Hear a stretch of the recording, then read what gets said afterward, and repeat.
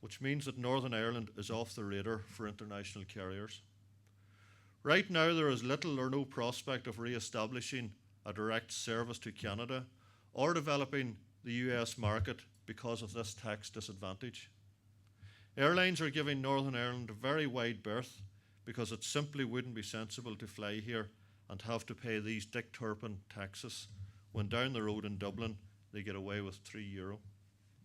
Indeed, so grave is the situation that I understand Continental are reviewing the Belfast to New York service, and in the past few days there has been renewed speculation that the airline might be forced to terminate that route.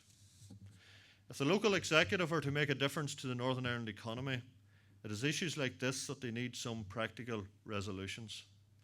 Our private sector is founded on a host of small and medium-sized enterprises, and I am keen to see the immediate publication of PPS 5 to support town centres and smaller retailers. And I also believe that we must develop incentives for businesses to invest in energy-saving technologies and environmental improvement. But we must also reward success within the private sector. On occasions, those who have been finding their way in business have accessed grants and funding just to get money. This is quite often the wrong way around. Assistance should be available to those who have demonstrated success and want to progress. This would result with a much more efficient use of those public finances. But political parties cannot hope to do all this in isolation. The Executive Committee must talk to businessmen, entrepreneurs, and their representative professional bodies, not as separate parties or competing agendas, but speaking to you and listening to you in our role as the collective voice of government here in Northern Ireland. You have a right to know what is happening with planning legislation, cross-departmental economic focus, export policy, investment strategy, long-term development projects, and the review of public administration. For you too have very difficult decisions to make, and you need the certainty and coherence from the Northern Ireland Executive.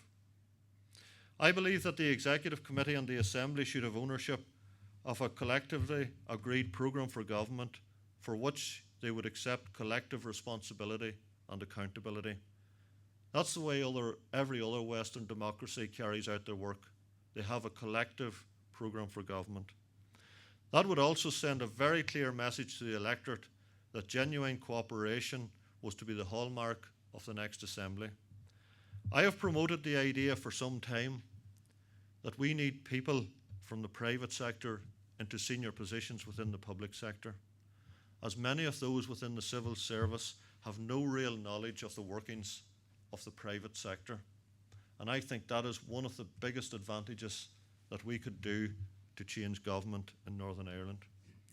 The Ulster Unionist Party believes in a form of devolution which can be seen to make a difference for the better, a form of government which both addresses problems and delivers solutions, a form of government which enjoys the confidence of the people as well as the confidence of the business community, and finally, a form of government that will make a real positive difference to everyone in Northern Ireland. Thank you very much for listening.